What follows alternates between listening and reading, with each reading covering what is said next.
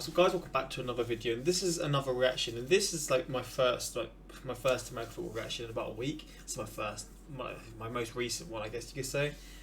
And in my whole time reacting to American football, even since when I started doing these reactions, I never did like a video like this, like the sort of lists. This is sort of how I do a lot of my basketball reactions and starting to do my baseball reactions.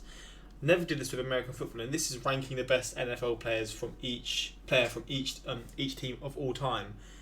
And yeah, like, I'm gonna be learning new things here again. I'm gonna be 100% honest. In terms of players, I'm not too familiar with.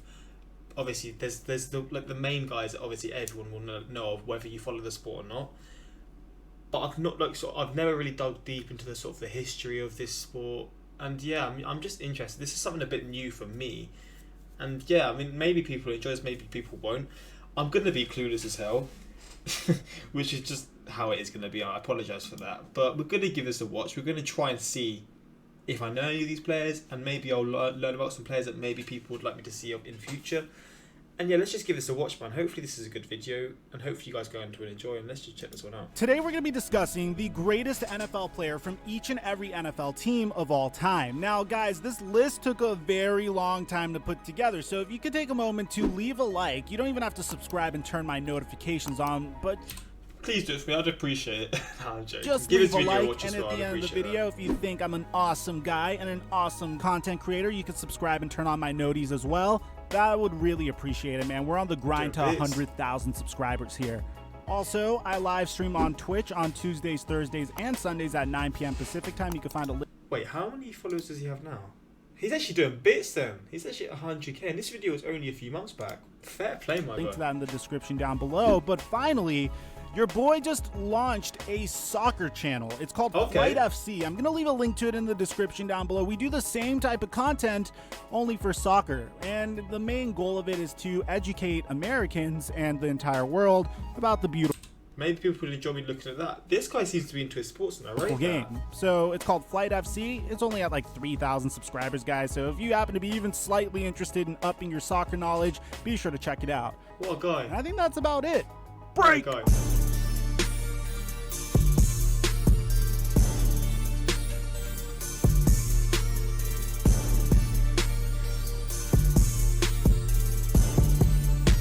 I'm interested to see how many current players there'll be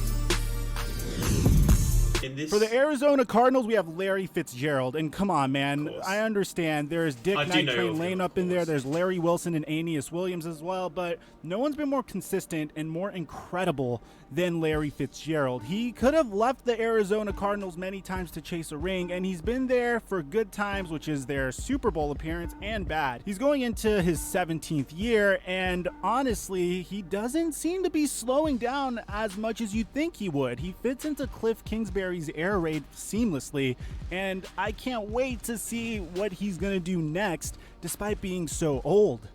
For the Atlanta Falcons, we have Julio Jones. Julio Jones, from the moment he stepped into the NFL, has been a consistent matchup nightmare, and he's been a consistently dominant receiver throughout his entire career, and he shows no signs of slowing down. Even as the Atlanta Falcons begin to falter throughout their recent seasons, Julio Jones has still remained dominant as ever and as consistent as ever. And that's all you can really ask for from a future Hall of Fame wide receiver. Even as I'm making this video, Julio Jones is arguably the best wide receiver in the NFL. If you disagree, let me know in the comment section who is. For the Baltimore Ravens, we have Ray Lewis, and who else but Ray Lewis, man? This is probably one of the easiest choices here.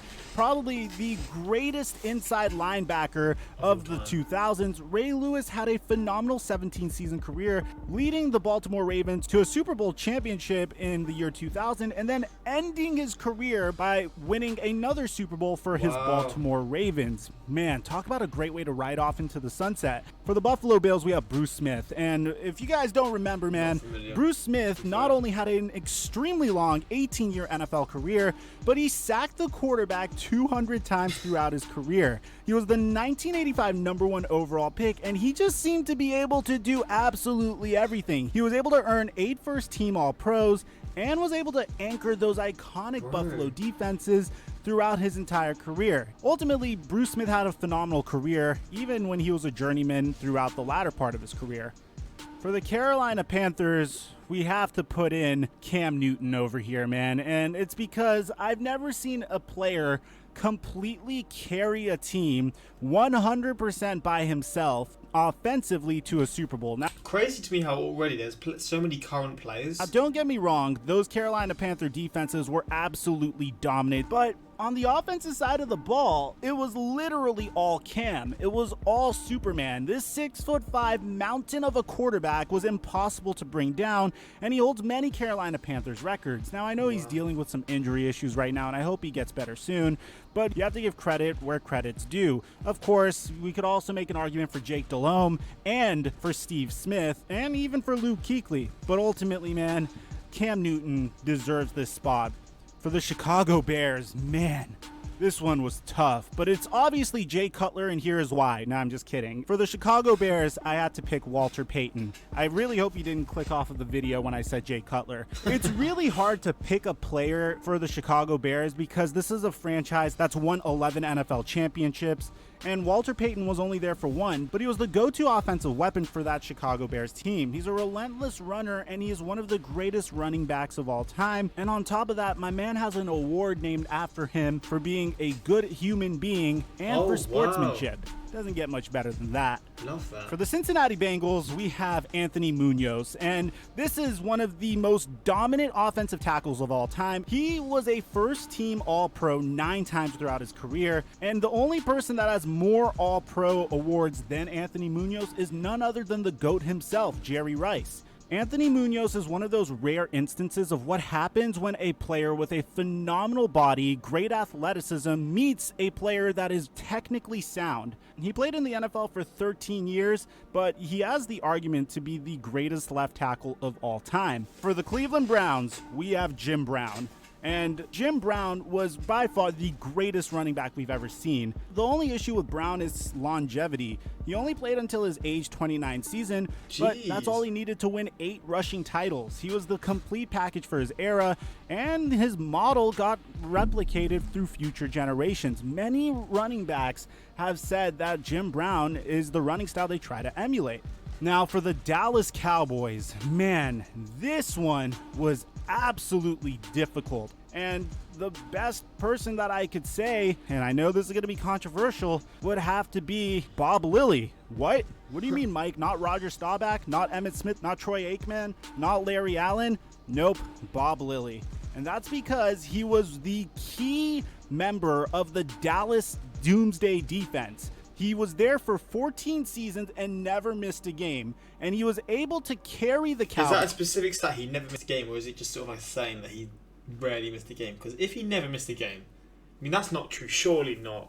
If he's never missed, surely that's just a saying. If he never missed a game, that'd be nuts. Boys, from an expansion team to an NFC dominant force. And here's the thing, he performed by far the first memorable play in Dallas Cowboys history by sacking Bob Greasy for 29 yards in the Cowboys' first Super Bowl win. Wow. Look, if you are contributing to an iconic franchise's first Super Bowl, then we have to tip our hat off to you. But I know this could be controversial, so let me know who you'd put instead of Bob Lilly. I thought it was pretty cool to name someone that's typically underrated. I tend to favor players that are very underrated. Speaking of underrated, for the Denver Broncos, we have John Elway, who is possibly the most naturally gifted quarterback of all time. He was able to take Broncos teams that, they weren't really horrible, but they weren't absolutely dominant, and he was able to win them a couple of Super Bowls, especially towards the end of his career. He remained one of the best quarterbacks in his league until his retirement, and he was able to take the Broncos to 3 Super Bowls in the late 80s. He made the Broncos perennial contenders after they'd spent 20 plus years of their entire existence as one of the AFC's worst teams. For the Detroit Lions, this one was between Barry Sanders and Calvin Johnson.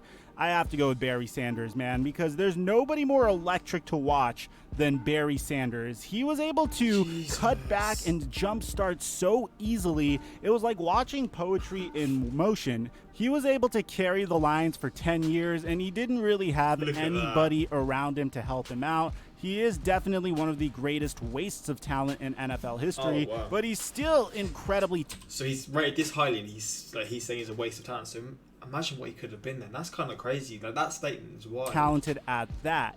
For the Green Bay Packers, we have to put in, and again, could be very controversial, Bart Starr. He teamed up with Vince Lombardi to form the first dominant quarterback head coach tandem. He won 2 Super Bowl championships. He was Super Bowl MVP in both of those championships.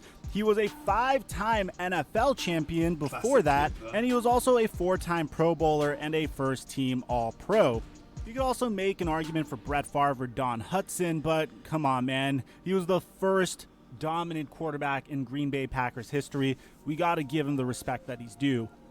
For the Houston Texans, we have J.J. Watt. And again, you have to understand, the Texans have only been in existence for about 18 years at the time of this video. Loved, isn't he? The thing about J.J. Watt is you can make an argument for him being the most consistent and by far the most dominant defender and pass rusher in the past decade. Now, look, it might take him a couple more years before he gets grouped with the rest of the all-time greats, but J.J. Watt has been able to dominate in by far the most difficult era in NFL history to dominate. Players are way more advanced and athletically gifted now.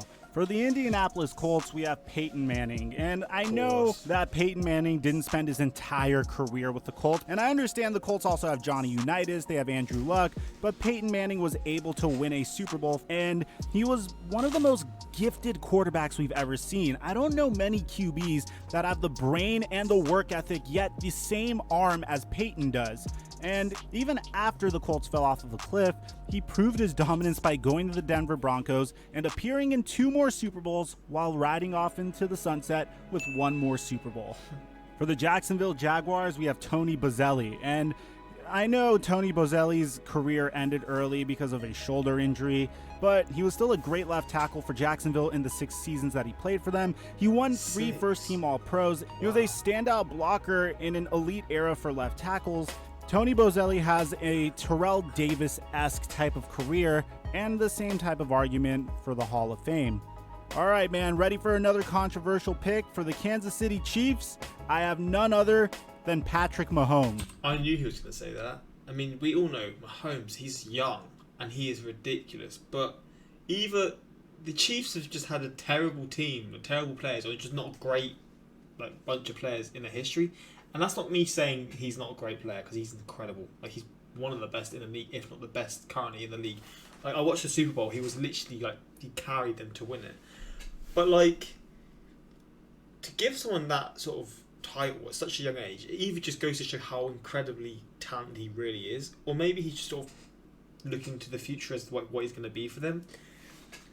But, I know this Kansas City Chiefs, what I said about them having, surely they had bad, they've not had great players in the past is obviously not true. But just giving him that title it's a crazy thing, man. And here is why. I understand it's only been a few seasons into his career. I understand many old heads are probably clicking off of this video as I'm giving my justification. I understand you could say Priest Holmes, Derek Thomas, or Tony Gonzalez over here, but here's the thing.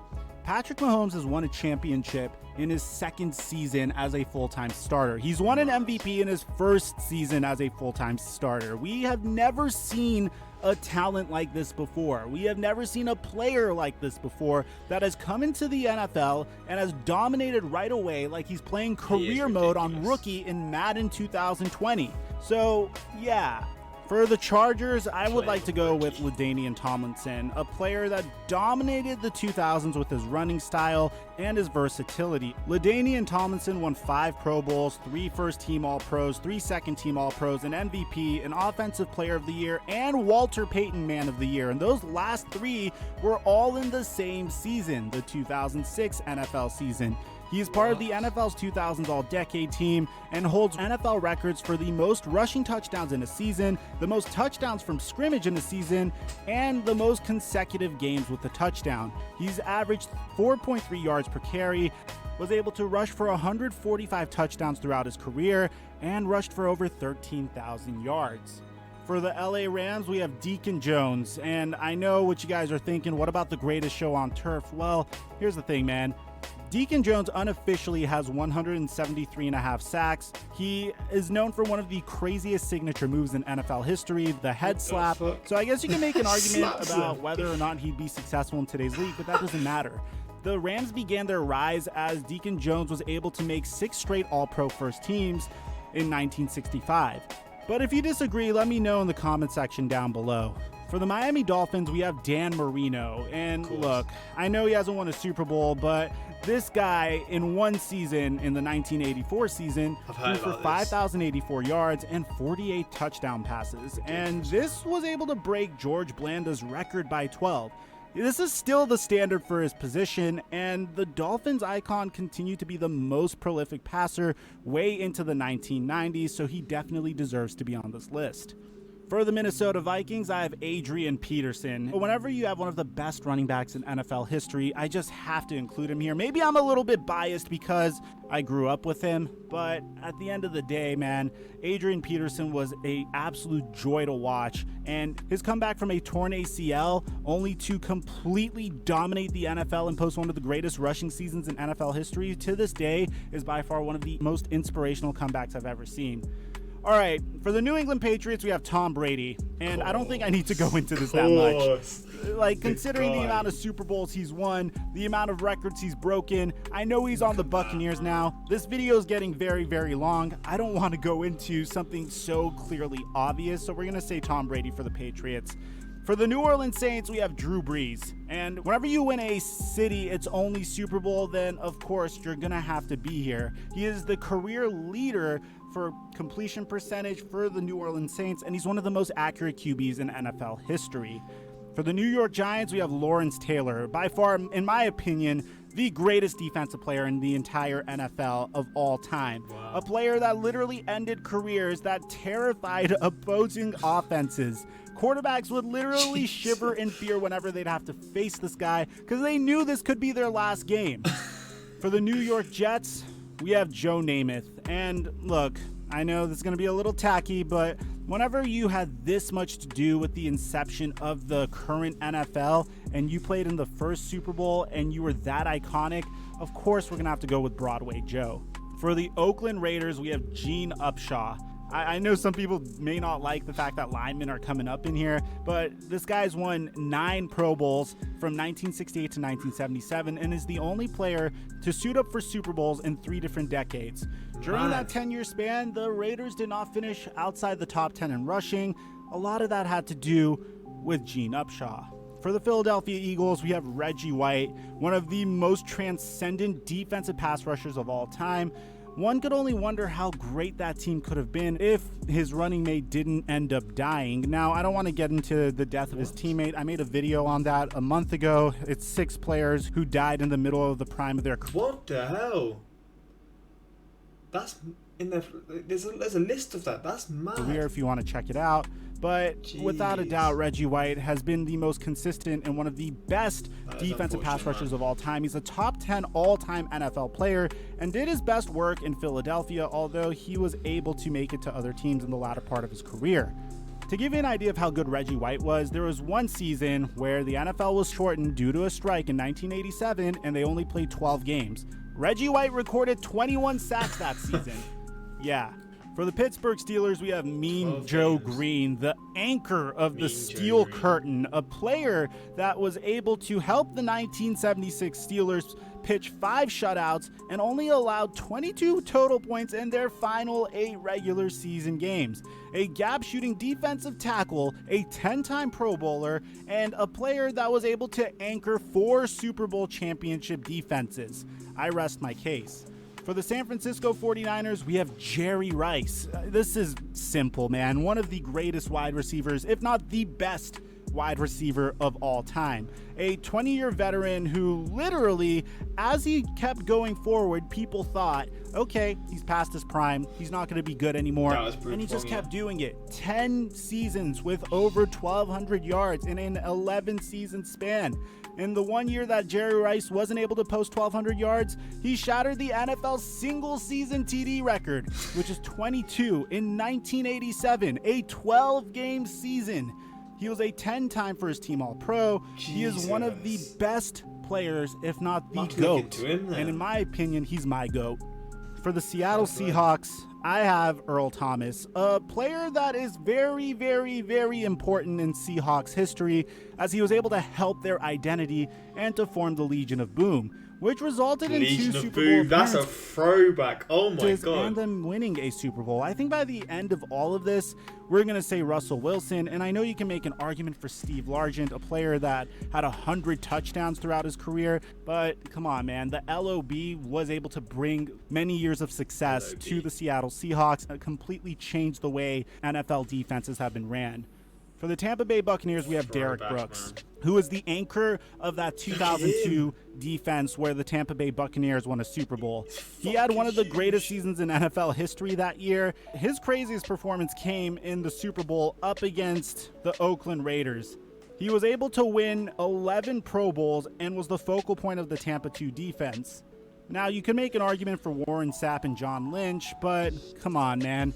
Derrick Brooks was by far the most dominant player on that team. For the Tennessee Titans, we're going to include Bruce Matthews, a.k.a. Clay Matthews' dad. He is a 19-year-old veteran, and he played more games than any offensive lineman ever. But not only that, he was able to play 3... I know this is irrelevant, yeah, but just look at this clip. It just makes you realise they're just absolute warriors, man. I mean, being brought up in the sport, like... We're going to include Bruce Matthews, a.k.a. Clay Matthews' dad. He is a 19-year-old veteran. Just looking at that, man, how they're batting each other. I'm sitting here cold looking at this, yeah. And of course, in the UK, like, I look at this and I'm just like, bro, these guys are crazy. Like, how they can go through this in like these weather conditions, etc. I know I'm probably going to sound like an absolute pussy right now. But like... You just look at this and it's just like, man, these guys, and like just how they sort of face up against each other, they're just absolute warriors, man. Just absolute fucking warriors. More games than any offensive lineman ever. Like with the but not only that, he was able to play 3 different positions up front. He was a tackle in 1984, and then he was a center and a guard during his time in Houston/Tennessee.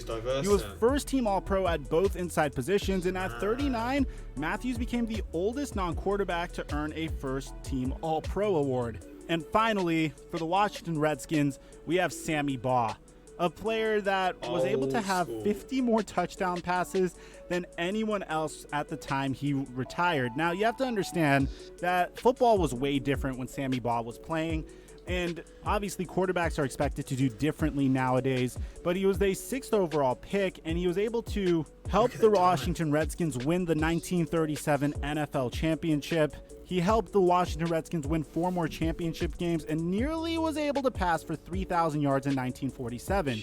Now, at the same time, he was a punter as well. Again, football was way, way different back then. But I have to include Sammy Baugh on this list because, come on, no one's done more for the Washington Redskins than him. This is an interesting one. I'm going to have to give this guy a subscription. Maybe I could do more of his channel. If like on my second channel, because people are enjoying my American football reactions, and I do enjoy these sort of informational type videos. Informational, is that even a word? I recommend doing offense and defense next time. But yeah, I enjoy this, like whether it's controversial or not. We know how people get about sort of lists of the best players of all time or the best players currently. Like it is one of those touchy subjects. I was about to click off when it wasn't Jay for the Bears. I would put Randy Moss off the Vikings. I'm a Panthers fan, and I think it should be Julius Peppers. Patrick Mahomes signed a 10-year deal. That's wild. 10 years is mental. We're just going to ignore Bobby Bell, Willie Lanner, and Tony G, okay? Instead of Lily, I would have put Emmitt Smith, who's here after Patrick Mahomes signed a 10-year, $400 million contract. Look at that money. I just want to click his channel quickly. What does he just do, like solely American football videos? Because I might have to look into him. He seems like a really interesting channel. And I want to see his actual... Does he do other sports? yeah, man, he's just really into like sport in general. Then I rate this. You know, he just seems like someone who loves sport. I want to find his football/soccer. Sorry, should I say his soccer? Oh, he's not actually posting that recently. But yeah, he seems really into his sport, so I do rate that. You know, I mean, fair play to him. But yeah, hopefully you guys enjoyed this one. Today, shout out. Link any other videos you'd like to do in the future. Maybe some more list ones or maybe some actual gameplay ones. And yeah, man, I'm gonna get back onto it. But yeah, hopefully you guys enjoyed this one. Until next time, like, subscribe, peace.